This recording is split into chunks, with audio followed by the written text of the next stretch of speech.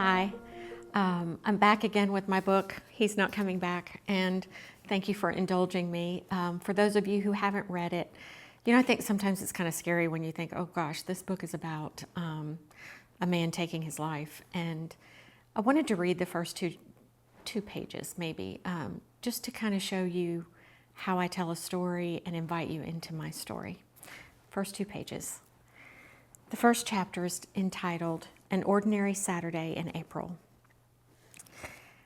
I know that wishing is foolish, but if I could have one wish, I would wish that he had planted the sunflowers. Maybe then he would have reconsidered. Maybe then he would have stayed. We had a little cottage on Smith Lake about 90 miles north of Birmingham, Alabama. Tucked away at the end of a winding dirt road, our house was perched high on a rock cropping, offering a serene view of a quiet slough. We had to walk through a cave-like cut in the rocks to reach the water. It was a spiritual passage that always prompted me to reflect and offer gratitude. Smith Lake is known for its clear, clean water and stunning shoreline. It was created when Alabama Power flooded the area to form a 40-mile-long lake, leaving tall trees standing and creating a deep lake with beautiful blue-green water. Nestled in a rural area surrounded by farmland with no organized housing development, it felt like time out of place for us.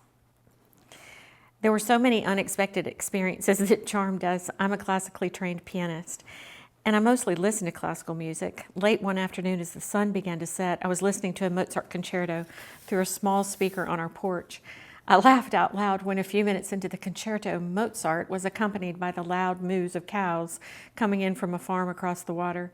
I was convinced they weren't just mooing as they came for dinner. They were mooing in response to the music.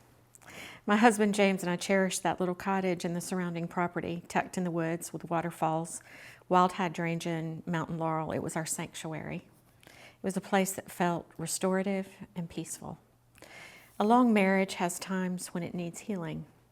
When we bought that cottage, we knew we were on the precipice of a new place in our lives that needed time together and space to recharge.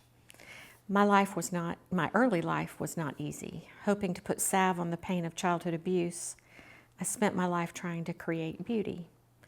First as a musician, then as a creative partner in a marketing firm, followed by unexpected success as a jewelry designer.